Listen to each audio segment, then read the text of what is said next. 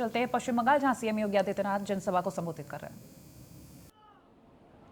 भारत को राष्ट्रगान और राष्ट्रगीत देने वाली धरती है। और अगर मैं कहूं,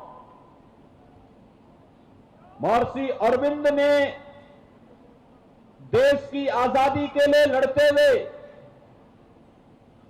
यहां की जेलों में ही आध्यात्मिक अनुभव अर्जित करके लोक कल्याण का मार्ग प्रशस्त किया था। और भाइयों बहनों,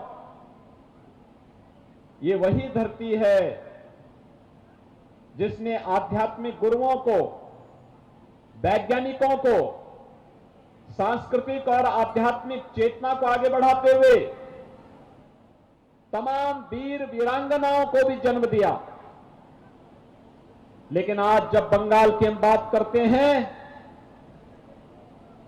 तो वास्तव में बंगाल के अंदर जो कुछ भी घटित हो रहा है ये किसी से छुपा हुआ नहीं है। आध्यात्मिक चेतना से उत्प्रोत, वैज्ञानिक और सांस्कृतिक भावना से ओतप्रोत धरती विगत कई दशकों से वामपंथियों और टीएमसी के गुंडों की अराजकता और अव्यवस्था का शिकार हो चुकी है। भारतीय जनता पार्टी बंगाल को इस अराजकता से, इस अव्यवस्था से, इस भ्रष्टाचार से मुक्ति दिलाने के लिए आज आपका सहयोग करने के लिए यहां पर एकत्र होकर के आई है। भाइयों बहनों, मैं आपका आभारी हूं। तमाम बंदिशों के बाद मुझे बताया गया है कि खानाकुल विधानसभा में टीएमसी के गुंडे यहां पर तमाम जनता को परेशान करते हैं, प्रताड़ित करते हैं। यहां तक कि मैं ममता दीदी से पूछना चाहता हूं, बंगाल की धरती ने आपको सांसद बनाया, आप केंद्र में मंत्री थी, भारत की संविधान की शपथ लेती थी। बंगाल की धरती ने आपको 10 वर्षों से मुख्यमंत्री बनाया, भारत का संविधान की शपथ लेकर के आपने मुख्यमंत्री पद की शपथ ली। लेकिन टीएमसी के गुंडे बंगाल के अंदर भारत के आन-बान और शान के प्रतीक तिरंगा को लहराने वाले कार्यकर्ताओं की हत्या करते हैं, निर्मम हत्या करते हैं। भारतीय जनता पार्टी के कार्यकर्ता सुदर्शन प्रमाणिक की हत्या भी टीएमसी के गुंडों ने केवल इसलिए कर दी थी क्योंकि इन टीएमसी के गुंडों के राष्ट्रद्रोही कृत्यों और भ्रष्ट कृत्यों के खिलाफ श्री सुदर्शन प्रमाणिक लगातार आंदोलन कर रहे थे। और उन्होंने देश की स्वाधीनता दिवस के अवसर पर जब भारत के आन-बान शान के प्रतीक भारत के तिरंगे को फहराने का प्रयास किया तो उनकी निर्मम हत्या कर दी गई। लेकिन भाइयों बहनों, आज हम सब आपको आश्वासन देने के लिए आए हैं, आपका ये संघर्ष व्यर्थ नहीं जाने वाला है। सुदर्शन प्रमाणिक जैसे कार्यकर्ताओं ने जो अपना बलिदान दिया है बंगाल की धरती के लिए, इस गुंडागिर्दी को समाप्त करने के लिए मात्र 28 दिन बाकी हैं। और 28 दिन के बाद टीएमसी के गुंडों को जहां पहुंचना होगा वहां पहुंचाने का कार्य किया जाएगा।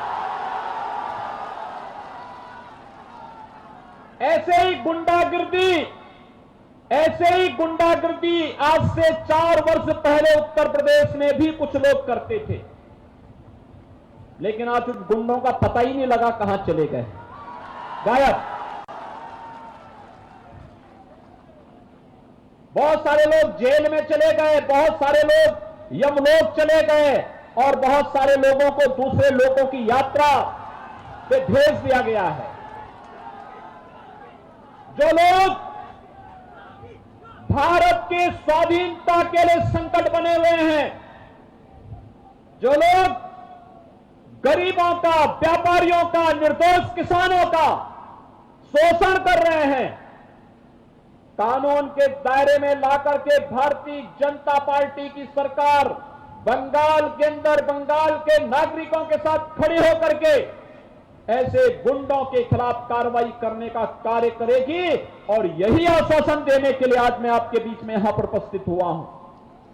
भारतीय जनता पार्टी जो कहती है सो करके दिखाती है।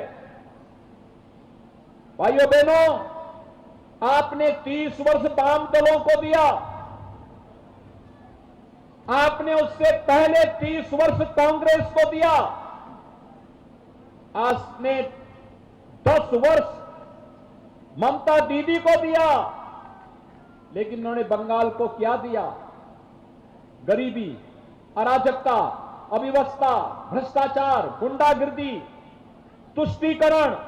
पर्व और त्योहारों पर आप लोग कोई कार्यक्रम नहीं कर सकते। हमारे पर्व और त्योहारों को भी व्यवधान डालने का कार्य इनके द्वारा किया जाता है। दुर्गा पूजा नहीं करने देते, लक्ष्मी पूजा नहीं करने देते, सरस्वती पूजा नहीं करने देते, होली नहीं खेलने देते, हर पर्व और त्योहार में व्यवधान पैदा करते हैं। ऐसा ही काम उत्तर प्रदेश में भी होता था। आज तो उत्तर प्रदेश में कावड़ यात्रा भी निकलती है, दुर्गा पूजा भी होती है, होली भी खेली जाती है और गुंडे सब गायब हैं। आज विकास वहां पर बोल रहा है। उत्तर प्रदेश में 4 वर्ष में हम लोगों ने प्रधानमंत्री आवास योजना के अंतर्गत 40 लाख गरीबों को एक आवास उपलब्ध कराया है। 2 करोड़ 61 लाख गरीबों को शौचालय उपलब्ध करवाया है। 1 करोड़ 38 लाख गरीबों को निःशुल्क विद्युत कनेक्शन उपलब्ध करवाया है। अच्छी सड़कें हैं, बाढ़ की समस्या का समाधान हुआ है। 4 लाख नौजवानों को उत्तर प्रदेश सरकार ने सरकारी नौकरी और 1.5 करोड़ नौजवानों को प्राइवेट सेक्टर में नौकरी देने का काम उत्तर प्रदेश के अंदर हम लोगों की सरकार ने, भाजपा की सरकार ने किया है। हर गरीब को मुफ्त में राशन, हर गरीब को 5 लाख रुपए की स्वास्थ्य बीमा का कवर, हर किसान को 6,000 रुपए सालाना प्रधानमंत्री किसान सम्मान निधि का लाभ और हर महिला के सम्मान की रक्षा उत्तर प्रदेश के अंदर आज भारतीय जनता पार्टी की सरकार कर रही है। हम लोग सफल इसलिए हैं क्योंकि मोदी जी का मार्गदर्शन है और डबल इंजन की सरकार है। बंगाल के अंदर आरामबाग जो ये हुगली क्षेत्र है, ये खेती बाहुल्य क्षेत्र है।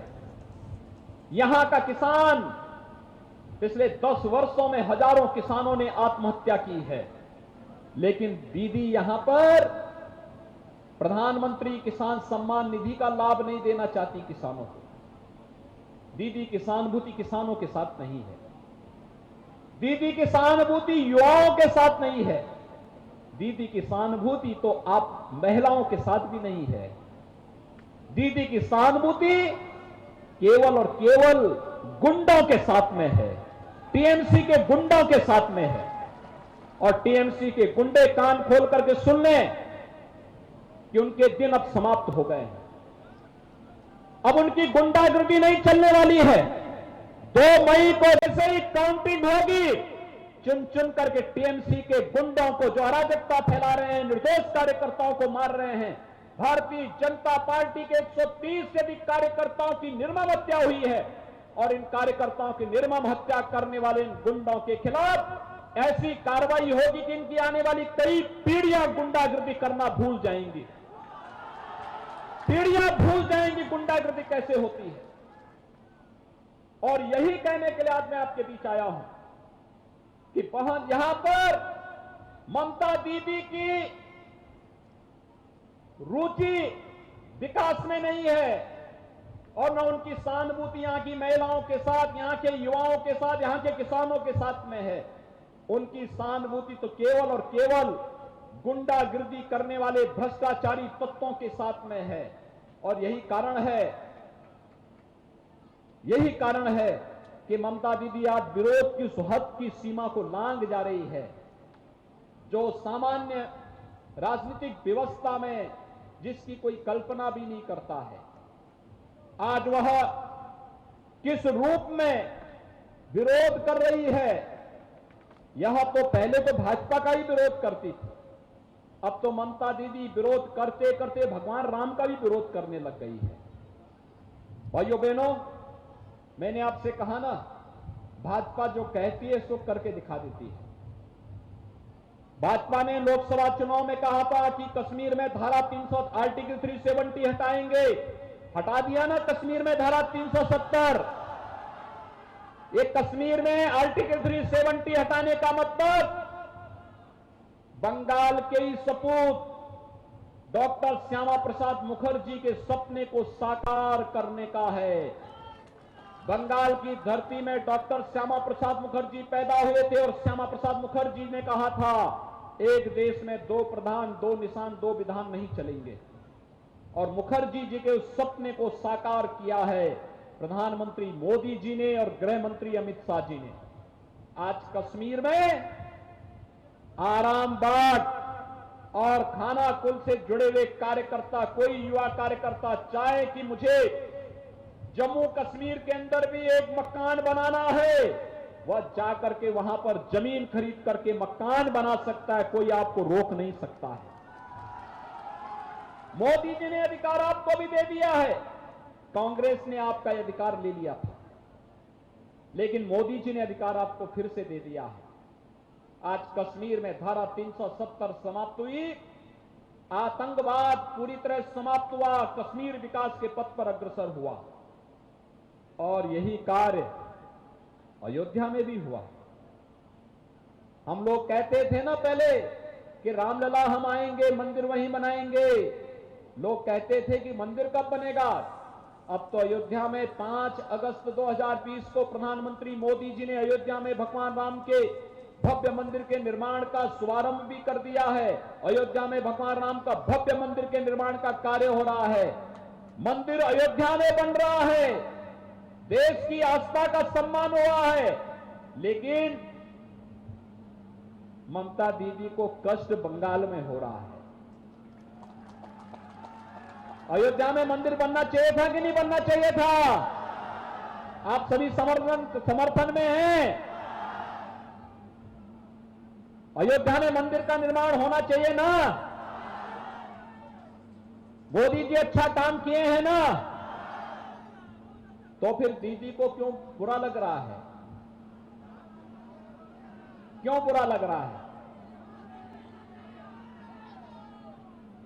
क्योंकि दीदी को यह सब अच्छा नहीं लगता है, मंदिर बनना अच्छा नहीं लगता है। दीदी मंदिर को अच्छा नहीं मानती है। दीदी दुर्गा पूजा को भी अच्छा नहीं मानती है।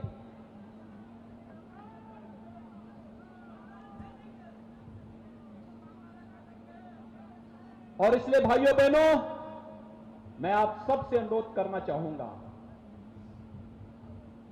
जैसे अयोध्या में भगवान राम के भव्य मंदिर के निर्माण का मार्ग प्रशस्त किया बीजेपी ने, भगवान राम भारत की आस्था के प्रतीक हैं, ऐसे ही भारत के इस राष्ट्र मंदिर को भव्यता प्रदान करना ये तभी संभव होगा जब हर नागरिक के जीवन में खुशहाली आएगी, हर गरीब को शासन की सुविधा का लाभ मिलेगा, योजनाओं का लाभ मिलेगा, विकास की प्रक्रिया के साथ हर व्यक्ति जुड़ेगा, महिलाओं का सशक्तिकरण होगा, युवाओं को रोजगार मिलेगा, किसान जो कर्ज तले दबा हुआ है उस किसान को प्रधानमंत्री किसान सम्मान निधि का लाभ मिलेगा। और यह कार्य केवल और केवल भारतीय जनता पार्टी कर सकती है। जहां पर भारतीय जनता पार्टी की सरकारें हैं वहां पर भारतीय जनता पार्टी ने वह कार्य करके दिखाया है। और आज मैं आपका आह्वान करने के लिए आया हूं, आप सभी लोग भारतीय जनता पार्टी के हमारे सुयोग्य प्रत्याशी श्री सुशांत घोष को कमल चुनाव चिन्ह पर 6 अप्रैल को होने वाले चुनाव में भारी बहुमत से विजयी बनाने में अपना योगदान दें। आप योगदान देंगे? सभी लोग सहमत हैं? मेरे साथ दोनों हाथ उठाकर के बोलेंगे, सिद्धांत आप सामने आओ। दोनों हाथ उठाकर के बोलेंगे, जय श्री राम।